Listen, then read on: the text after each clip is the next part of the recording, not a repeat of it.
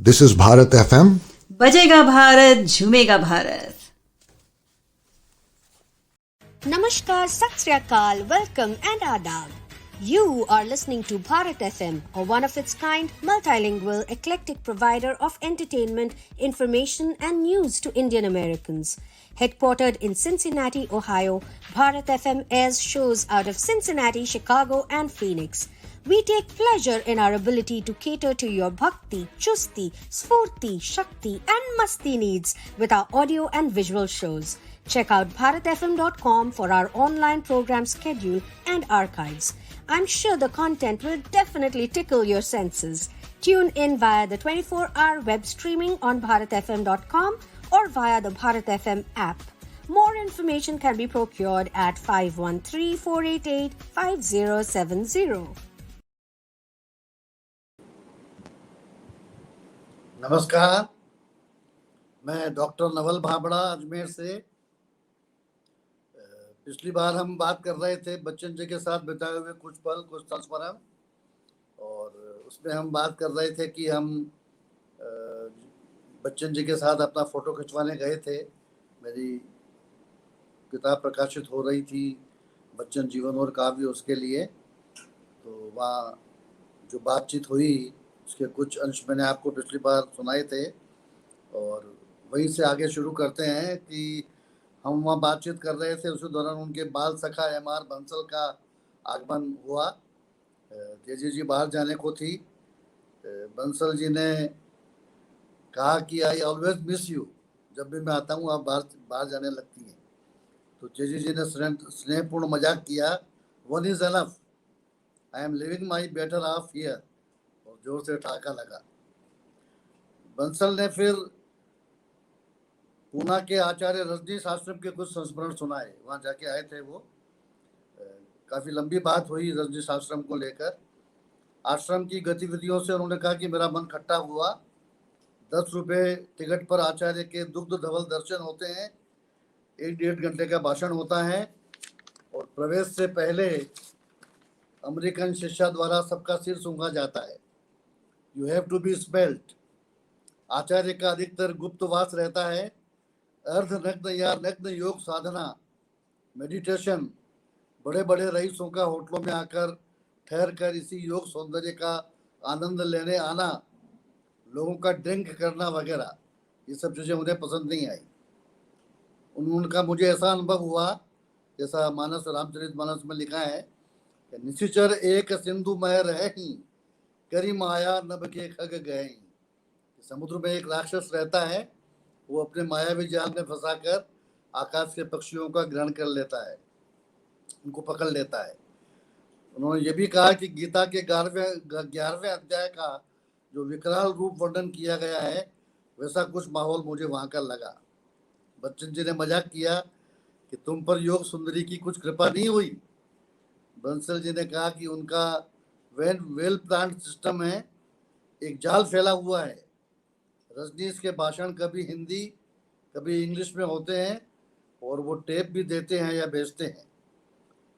इसी बीच हम उठने को हुए, जाने को तैयार हुए। बच्चन जी भी शायद पूजा के लिए घर के बाहर कंपाउंड पर जाने के लिए तैयार हो रहे थे। तो बंसल जी ने फिर एक प्रश्न किया कि घर के बाहर कंपाउंड में शिवलिंग आदि की स्थापना क्यों? कुत्ते अपवित्र कर सकते हैं। तो बच्चन जी ने कहा कि पवित्र अपवित्र क्या है, सब पवित्र है, कुत्ता भी भगवान का रूप है। बंसल जी आगे कुछ कहना चाहते थे, तो बच्चन जी ने टोक दिया कि बहस मत करो, हार जाओगे। आचार्य रजनीश में यही खास बात है, उनके पास हर बात का तर्क है, जवाब है। उनसे बढ़िया तर्क देने वाला आज देश में दूसरा कोई नहीं है। बंसल ने उसे कुतर्क कहा कि तर्क नहीं है, कुतर्क है। हम उठे।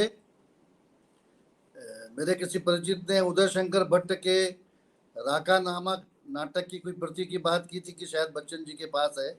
मैंने पूछा कि भट्ट जी के राका की प्रति आपके पास है क्या? तो उन्होंने कहा कि हाँ है, लेकिन इतनी पुस्तकें हैं कि ढूंढना मुश्किल है। मेरे लड़कों से मुझे पढ़ने की उम्मीद नहीं है, मैं धीरे धीरे किताबें बांट रहा हूँ, शायद किसी को दे दी हो, वैसे कोई खास किताब भी नहीं थी, बच्चन जी ने कहा। हमने विदा ली, चरण छुए और प्रसन्न कृतज्ञ भाव से चल दिए कनॉट प्लेस की ओर, मैं और मेरे मित्र डॉक्टर सतीश जोशी। तीसरी मुलाकात हमारी हुई 18 अप्रैल 1977 को। 2 दिन बाद हम बच्चन जी को वो फोटो दिखाने और देने गए थे। बच्चन जी पेंट कमीज में थे, बिल्कुल तत्पर, जीवंत, उनकी वाइटलिटी प्रत्यक्ष थी, लुकिंग स्मार्ट। फोटो दिखाए, बच्चन जी प्रसन्न हुए, बोला अच्छे हैं। जोशी जी ने उनके चिर अभ्यस्त पोज की तारीफ की कि आपका फोटो हमेशा अच्छा आता है और ऐसा ही होता है। तो बोले कि हाँ ठीक है, you look young, I look old. वही व्यतीत स्मृतियों का दंश जो उनके परवर्ती काव्य में काफी देखने को मिलता है। बच्चन का जो परवर्ती काव्य है मुक्त छंद का, उसमें यौवन की स्मृतियों की काफी कविताएं हैं। यौवन अब चला गया है, वृद्धावस्था आ गई है, तो यौवन और प्रौढ़ावस्था की जीवन की जो तुलना के कुछ अनुभव हैं, भाव हैं, वो बच्चन ने अपनी परवर्ती काव्य में बहुत व्यक्त किए हैं। और यही दंश उन्होंने वहाँ व्यक्त किया, you look young, I look old. फिर बच्चन ने मुझे पढ़ने के लिए कुछ सुझाव दिए, ये किताबें आपको पढ़नी चाहिए। एक poetical works of Yeats, W.B. Yeats, जिनके काव्य पर उन्होंने PhD की थी। और दूसरा कलेक्टेड प्लेस बाय ईट्स, ये दोनों मैकमिलन से प्रकाशित हुई हैं और आपको जरूर पढ़नी चाहिए, आपको अच्छा लगेगा। चौथी भेंट हमारी हुई 1978, जब मेरी जो थीसिस प्रकाशित हो गई थी मैकमिलन से, बच्चन जीवन और काव्य, फरवरी 1978 में, वो उन्हें भेंट करने गया मैं। उन्होंने तेजी जी को बुलाया और उन्हें भेंट करने को कहा कि आप मुझे नहीं, इन्हें भेंट कीजिए। She is my poem, I am the poet. मैंने उन्हें किताब भेंट की। मैंने अमिताभ के लिए एक प्रति देनी चाहिए, अमिताभ बच्चन के लिए, तो उन्होंने मना किया लेने से, कहा कि आपने हमें भेंट की वो काफ़ी है, बच्चों को हम खुद खरीद कर देंगे, आपने हमें भेंट की वो पर्याप्त है। फिर मेरी 5वीं मुलाकात उनसे हुई 1978 और 1984 के बीच। कभी गुलमोहर पार्क का जो उनका घर था, जिसका नाम सोपान रखा था उन्होंने, 10 द्वार से सोपान तक उनकी एक आत्मकथा का नाम भी है। 10 द्वार इलाहाबाद का मकान और सोपान दिल्ली का मकान। तो गुलमोहर पार्क के सोपान नामक जो उनका घर था, उसमें मेरी भेंट हुई। लौटते वक्त मुझे पूछा उन्होंने कि आपको कहाँ जाना है, मैंने जगह बताई। तो बच्चन और तेजी दोनों कार से मुझे लेकर घर से चले और कहीं जो मेरा गंतव्य स्थल था वहाँ तक छोड़ा। तेजी जी और बच्चन दोनों साथ थे। इसी बीच घर का एक अनुभव और मैं सुनाना चाहूँगा कि जब मैं बैठा था, बातचीत कर रहे थे हम, तो कोई फ़ोन आया कि हमें आपसे मिलना है। तो बच्चन जी ने साफ कहा, खरा खरा जवाब, कि कल आपसे हम नहीं मिल सकते, कल आप मत आइए, बच्चे आ रहे हैं, और वो जब यहाँ आते हैं तो ये घर उनका हो जाता है, हमारा नहीं रहता। आप 2 दिन बाद मिलिए। फिर मुझे कहा, सुनने लायक बात है, कि अमिताभ का बाप होने के फायदे भी हैं और नुकसान भी। कल रात को 2 लड़कियों का फोन आया, अमिताभ से मिलना है। अब अमिताभ कहाँ से लाए? तो साफ लगता था कि एक पिता का जो गर्व स्फीत भाव है अपने पुत्र के प्रति, लगाव है और जो गर्व है उस पर, उसकी व्यंजना हो रही थी उनके वाक्य इस बात से कि अमिताभ से मिलना है। अब अमिताभ कहाँ से लाए? वो कह रहे थे कि आजकल उपलब्ध सुविधाओं का भोग ले रहे हैं, उपभोग कर रहे हैं, बाहर आना जाना बहुत कम होता है और लिखना भी कम हो गया है। छठी मुलाकात मेरी बच्चन जी से हुई, प्रत्यक्ष नहीं, लेकिन उनकी बच्चन रचनावली राजकमल प्रकाशन से प्रकाशित हुई 1984 में। उसका विमोचन किया था श्रीमती इंदिरा गांधी ने। ये अगस्त 1984 की बात है। दिल्ली के कमानी सभागार में समारोह था। उसमें इंदिरा जी ने उनकी रचनावली का विमोचन किया और मुझे उन्होंने बाकायदा कार्ड भेजा था। और मैं जब वो कार्ड लेकर प्रवेश कर रहा था सभागार में, तो एक बड़ा अच्छा अनुभव हुआ मुझे। जैसे ही मैंने वो कार्ड दिया तो मेरा नाम पढ़कर उसने कहा, गेट पर जो आदमी था राजकमल का, कि बच्चन जीवन और काव्य। सुनकर मुझे बहुत प्रसन्नता हुई। किसी लेखक के लिए इससे बड़ी प्रसन्नता की बात क्या है कि उसे उसी किताब के नाम से जाना जाए या पहचाना जाए। अंदर मैंने प्रवेश किया, हर सीट निर्धारित थी। वो आतंकवाद, पंजाब के आतंकवाद का चरम दौर था, उसी हिसाब से वहाँ इंतजाम किया गया था। हर सीट पर नंबर और नाम तय था और इंदिरा जी द्वारा उसका विमोचन किया जाना था। मुझे उन्होंने बहुत सम्मान दिया। दूसरी या तीसरी रो में मेरी सीट थी, शायद तीसरी पंक्ति में। और ठीक मेरे आगे, सबसे आगे वाली जो रो थी, उसमें तेजी जी, राजीव गांधी जी, सोनिया जी और अमिताभ बच्चन आदि बैठे थे। उसके कुछ संस्मरण मैं सुनाना चाहता हूँ विमोचन समारोह के, जो सुनने लायक हैं। राजीव और अमिताभ की एंट्री अलग अलग हुई और वह मैंने थोड़ा गौर किया इस बात पर कि दोनों की साज सज्जा और प्रेजेंटेशन में बहुत अंतर था। राजीव गांधी जैसे दिन भर की भागदौड़ के बाद थोड़ा ऐसा लगा दिन भर से जो वेशभूषा पहन रखी है वही पहनकर आ गए थे। परिश्रम साध्य मुद्रा थी उनकी। और अमिताभ ऐसे लगे जैसे बिल्कुल ताजा फ्रिज से निकलकर अभी आ रहे हैं। तो ये उनका मुझे प्रथम दृष्टया जो लगा उनके प्रवेश करते ही, उनके रूप रंग को देखकर, वो मैंने अनुभव किया। बच्चन जी बोल रहे थे मंच पर और राजीव सोनिया जी को बच्चन जी के भाषण के बीच में सोनिया जी से बातचीत कर रहे थे। शायद वो सोनिया को समझा रहे थे कि बच्चन जी क्या कह रहे हैं, हिंदी और अंग्रेजी के उसके हिसाब से। तो उनकी बीच बीच में बहुत हल्की बात होती रहती थी। फिर बच्चन जी का उद्बोधन, उसमें 2-3 बातें बहुत ध्यान देने लायक हैं। उन्होंने इंदिरा जी से बहुत खुलकर बात की मंच पर। कहा कि आपने पूरे देश में हर जगह एक पुलिस थाना और एक डाक खाना खुलवा रखा है, हर गांव में, हर शहर में। वहाँ एक पुस्तकालय भी हो और उसमें आप मेरी किताब भी रखें तो क्या बात है, क्योंकि मेरी किताब की तो कीमत ही 1000 है, उस वक्त की बात है। मेरी पेंशन भी इतनी नहीं है। यदि आप हर जगह, हर गांव शहर में पुस्तकालय खुलवाएं और मेरी भी किताब वहाँ रखें तो कैसा रहे। फिर इंदिरा जी को कहा, वो पास में ही बैठी थी, कि देखो भाई, आपको देर वेर हो रही हो तो हमें कह देना, क्योंकि हम तो जैसे जैसे बुढ़िया रहे हैं, हमारी बक बक करने की आदत बढ़ रही है। तीसरा, जब वो किताब भेंट करते हैं, विमोचन करते हैं, विमोचन करने के लिए, तो बच्चन जी ने कहा, भाई ये तो एक यज्ञ है, विमोचन समारोह, और यज्ञ बिना ब्राह्मण को दक्षिणा दिए पूरा नहीं होता है। तो इंदिरा जी ब्राह्मण है, अब हम उनको दक्षिणा देंगे, लाओ एक सेठ लाओ भाई।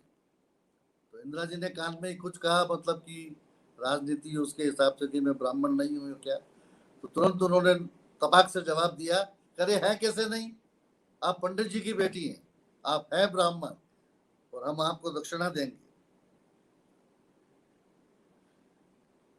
फिर बच्चन जी ने एक गीत सुनाया अपना, बहुत प्रसिद्ध और लोकप्रिय गीत है उनका, अंग से मेरे लगा तू अंग ऐसे, अंग से मेरे लगा तू अंग ऐसे, आज तू ही बोल मेरे भी गले से। अंग से मेरे लगा तू अंग ऐसे, आज तू ही बोल मेरे भी गले से।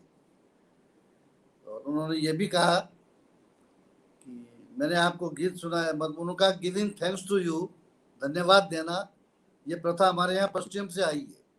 हमारे यहाँ तो खुद धन्य होने की प्रथा है। हमने आपको गीत सुनाया तो मैं आपको धन्यवाद, आप धन्य हो गए, क्योंकि मैंने आपको गीत सुनाया। और एक सबसे इम्पोर्टेंट बात, last but not the least, इस समारोह में जो मुख्य उद्बोधन था बच्चन जी की व्यक्तित्व, कृतित्व और रचनाओं के बारे में, वो हिंदी के प्रसिद्ध और कालजयी आलोचक डॉक्टर नामवर सिंह का था, जिसकी स्मृतियां आज तक मेरे दिल दिमाग में मौजूद है।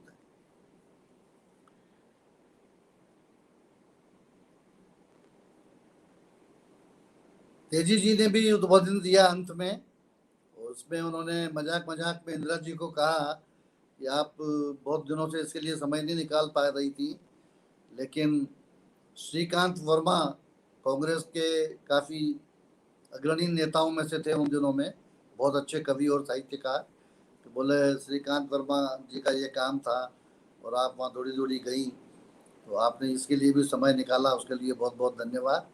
मतलब कहने का ये है कि इतने घनिष्ठ और आत्मीय संबंध थे गांधी परिवार से बच्चन परिवार के। बच्चन जी और तेजी जी की जो बातें थी, उनका उद्बोधन था, उसमें उसके कई संकेत प्रत्यक्ष रूप से मालूम पड़े। दूसरे दिन मैं अपने एक मित्र पुरुषोत्तम काकड़ा के साथ बच्चन जी से मिलने उनके घर गया। पुरुषोत्तम काकड़ा दिल्ली यूनिवर्सिटी में नर्सिंग कॉलेज में फिजिक्स के प्रोफेसर हैं, मेरे मित्र हैं, तो उनको भी मैं साथ ले गया बच्चन जी से मिलाने। उनके घर पर भेंट हुई, कल के फंक्शन पर विस्तार से चर्चा हुई। मैंने कृतज्ञ भाव से उनको धन्यवाद दिया कि आपने मुझे इस समारोह के लिए आमंत्रित किया, इतना सम्मान दिया। तो बच्चन जी पलटकर बोले कि आप इतनी दूर से आए, हम आपको धन्यवाद देते हैं। आप गर्मी, आपको बहुत तकलीफ हुई, आप इतनी दूर से आए, आपका धन्यवाद। काकड़ा जी ने भी बच्चन जी से कुछ बातचीत की और हम लोग उनसे विदा लेके आए। तो वापस आते समय हम काकड़ा जी के कॉलेज में कुछ देर रुके, तो मजाक मजाक में उन्होंने सब दोस्तों को, सारे मित्रों को ये कहा कि भाई आज मैं किसी से हाथ नहीं मिलाऊंगा, अभी मैं बच्चन जी से मिलकर आ रहा हूँ, ये हाथ में उनसे मिलाकर आया हूँ और मैं शाम तक अब किसी से हाथ नहीं मिलाऊंगा। ये कुछ संस्मरण हैं बच्चन जी के साथ बिताए हुए, कुछ पल, कुछ यादें, कुछ स्मृतियाँ जो मैंने आपके साथ शेयर की। बहुत बहुत धन्यवाद। आपको शुभकामनाएं, आपको धन्यवाद। Namaskar, Sat Sri Akal, welcome and adab. You are listening to Bharat FM, a one-of-its-kind, multilingual, eclectic provider of entertainment, information and news to Indian Americans. Headquartered in Cincinnati, Ohio, Bharat FM airs shows out of Cincinnati, Chicago and Phoenix. We take pleasure in our ability to cater to your bhakti, chusti, sphurti, shakti and masti needs with our audio and visual shows. Check out bharatfm.com for our online program schedule and archives. I'm sure the content will definitely tickle your senses. Tune in via the 24-hour web streaming on bharatfm.com or via the Bharat FM app. More information can be procured at 513-488-5070. This is Bharat FM. बजेगा भारत, झूमेगा भारत।